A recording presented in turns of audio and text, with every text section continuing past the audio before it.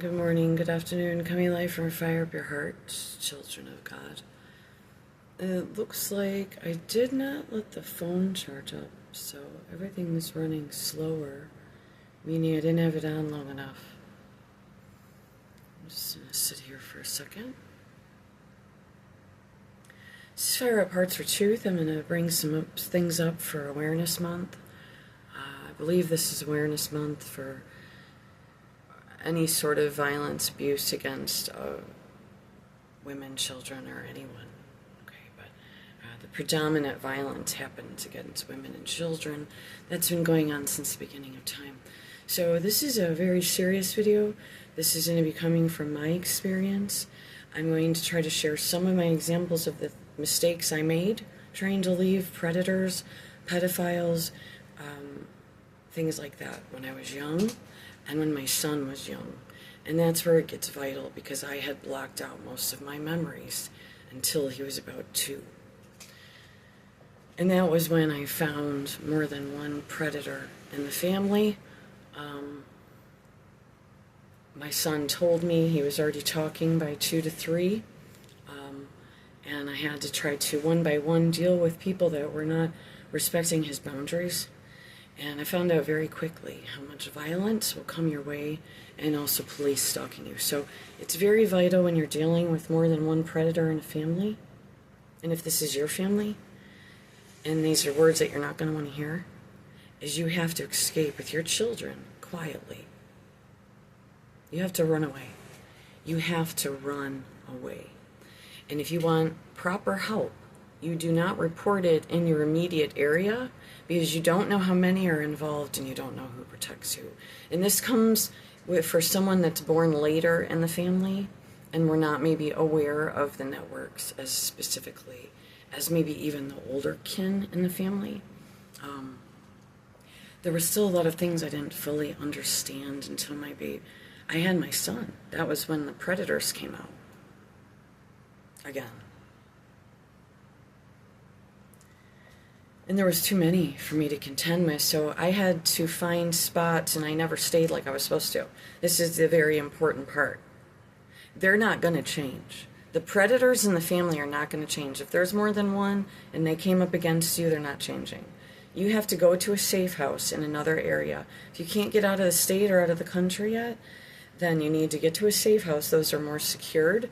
There's no location given, and your predators won't find you. You get rid of your phone the minute you hit, before you even get to your next location.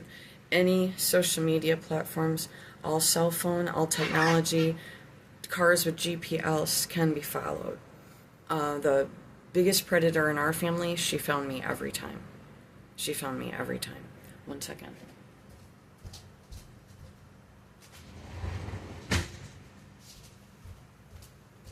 But like I said, I made a lot of mistakes because I thought these people would be happy to have me not living near them so that this stuff never got exposed. Monroe County, Michigan, and Michigan at large protects predators, incest, and rape. Rapists and murders over women and children way before they actually keep healthy family members together. They like to separate healthy family members. It's very sick here. It's sicker than you will never find out. If I wasn't able to get farther than I've gotten in 30-some years to get some of this looked at in this town, in this county, in the government buildings too, get daycares and churches, it's real bad, real bad.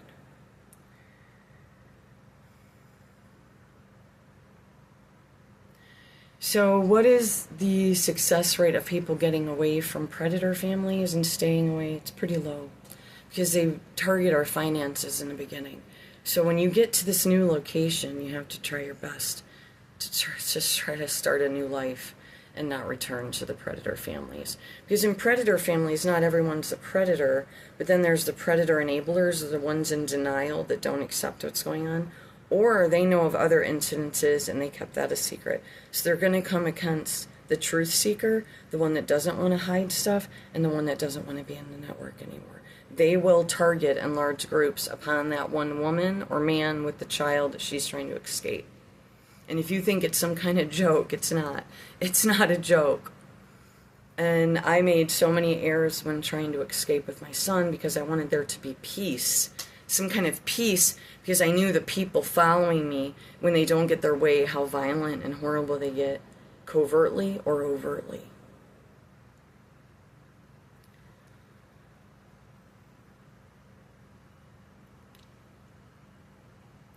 So the first main things that you have to do is escape. You have to run away quietly. You have to leave things behind that mean something to you. You have to leave careers behind. You might have to leave your house behind. If you don't want to be in a cycle of abuse anymore, you have to remove yourself from that environment. They're not going to change, and they will accumulate other people to come up against you. So first and foremost, that's what you focus on. And tomorrow or the next day, we'll get into the next steps. Because you're going to have rumination, you're going to have guilt and shame coming in very hard at you when you make the escape, and you're going to start feeling guilty and shameful because that's what you were trained to do. And we'll get back to the rest of it. And on that note, have a great day. I've been outside a lot. I took a little short nap, and we'll be back on track maybe tomorrow or the next day with other tidbits of advice. So where do we go when we know that we can't combat what's around us? We want to save our child or children. You have to go to a safe house in another area. You leave your phone, you leave everything behind that they can track you on. Start there, and then get back to me. Because you have to keep it simple, because by the time the victims are overwhelmed with what has to take place to get independent, they usually just go back to the abuse.